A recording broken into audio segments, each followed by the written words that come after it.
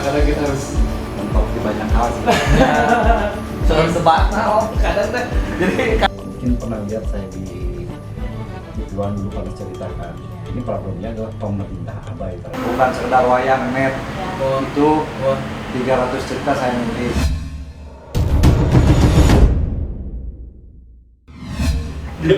Keindahan. Dani, kamu tuh udah lama kerja di sini? Baru 5 bulan. Sebelumnya di mana? Sebelumnya di MNC, Nah, ini sekarang pindah ke sini. Adik sepupu saya. Sekarang saya lagi di Teropong Teropong Media. Media, diundang sama Dani di Terusan Buah Batu. Ya, jangan sombong-sombong ya Bapak Diki Ya, Chandra. jangan sombong-sombong ya. Salam Haji Doyo.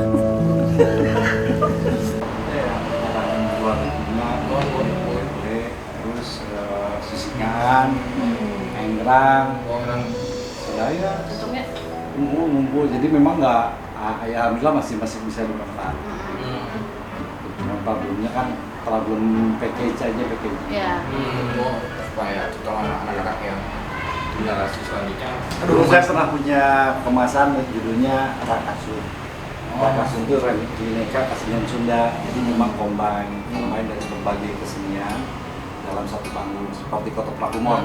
Tapi bedanya Koto Prakumor kan cuma itu aja. Ini nggak silat, nyanyi, beluk, kayak area di dunia kita rangkai dalam sebuah cerita. Bahkan sebagian orang berpikir wah ini cerita nyata mah, wah itu sejarah gua nggak ada. Ada yang gelang, ada yang apa, ya cuma ngantem ya kerajaan Sunda, padahal enggak. Cuma pendekatannya anak-anak sekarang menyatakan oh beneran. Cuma cairan kita pakai hati. Episode awal Haji sama Sule, episode 2 Wendy. Masih jalannya itu tuh udah enggak? Enggak lah, saya nggak ada udah enggak. Ya dicobain lagi lah kalau dia mau. Karena kita lanjut. Problemnya kan ya ada beberapa yang mau pakai ini. Ya. Nggak mau. Sama Bandung Blues Society katanya. Bandung Blues Society begitu udah nggak ada festival aduh aja deh. Yang senior terlalu kaku. Festival naon? Festival blues sawah di mereka punya jazz gunung, kita punya blues sawah Pangandaran kan teras ring terbesar ya kan ya Indonesia, bukan di Ubud ya om nih saya dokar gitu kan budaya ngekengeng ada sawah dah ada sawahnya ya sama itu sorry dia makan yang kita tadi kan ya kadang kita harus mentok di banyak hal sih. selalu sebat kadang teh jadi kagok untuk melangkah teh kadang apalagi budayanya kadang-kadang itu gini ada yang sensitif buat hari pas ngobrol sama babe di dalam teh asap gerak tuh galai we heula heula cenah sama kira-kira itu evaluasi Jalannya dulu. Tapi dia dari dulu tidak sengaja sih. Cuma usulan-usulan kecil tapi minimal kan. Tapi nggak banyak orang tahu. Bahkan orang Jawa Barat mungkin nggak tahu. TPI yang bikin konser kan Andi. Yang bikin Sensio, sempat ada kontroversi SMC kan karena wayang Wadi belum lama ini karena wayang yang menjadi Abi. Bukan sekedar wayang net. Itu 300 cerita saya nulis. wow Ada yang tahu karena bukan tujuannya sih bukan biar orang tahu tapi biar budaya kita bisa. Ya, melestari ya. wow Tapi kan nggak ada orang yang tahu jadi mas. Jadi kehadiran digitalisasi jangan sampai dianggap sebagai satu kemunduran budaya seharusnya. Iya. Mungkin pernah lihat saya di Tujuan dulu pernah ceritakan. Ini problemnya adalah pemerintah abai terhadap budaya. Silakan sampaikan sama dia. Kalau mau dibantu saya siap. Pemerintah sudah abai dengan budaya karena budaya dianggap otoritas. Dianggapnya begitu. Kan padahal sebetulnya akar dari pertumbuhan ekonomi itu dari budaya. Contoh kecil saya pakai ikat begini. Tanpa sadar, tanpa disadari, misalnya ada 1-2 orang yang beli cat juga, bukan karena dia pengen demo, wah turunkan harga BBM, turunkan harga BBM, kantor saya, assalamualaikum kan, begitu kan, artinya dengan seperti ini mudah-mudahan bisa disukai apa segala macam itu sebetulnya pemerintah abai soalnya pemerintah sekarang mempelajari tentang pendidikan politik dan segala macam dari naskah amanat dan misalnya contoh kecil itu karena banyak sekali pendidikan politik yang disampaikan bahwa yang namanya pemimpin itu kudu juga cair tidak naskah amanat lalu dan kalau kata cair mah terkenal Iya. Lamun alurna kakencar dulu kakencar lamun kakatunya kakatunggu lamun ngempong lamun aya ka bawa balik salah sorangan nah ada kucing dan jalan cai. Nah, mimpi itu harus diatur. Kalau ada yang misalnya kena masalah hukum, misalnya sendiri kenapa melawan aturan atau begitu itu kan sebetulnya sudah diajarkan.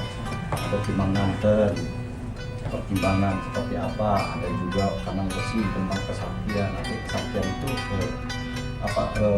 kekuatan itu tidak harus selalu dari fisik aja, tapi ada di sana. Tapi kita ingat pernah saya aja yang sekolah saya sulit untuk mempelajari yang murni yang mana, karena pemerintah sampai hari ini tidak pernah membiayai itu. Padahal banyak situs-situs yang harus dibeli. Tentang di Sumedang kan banyak, akhirnya sekarang malah jadi gede kan, malah padahal itu banyak situs sejarah yang harusnya bisa dijual. Akhirnya banyak kota yang dibangun, misalnya ini kota, dibangun kota, jadi cair, dia sawah. Akhirnya petani tertutup karena jalan cair dipakai. Biasanya pun dan orang-orang tertentu, etnis tertentu senang kalau bangun rumah atau bangun usaha di atas cair. Oke, artinya televisi sangat, media itu sangat mungkin meng-create something, membuat sesuatu.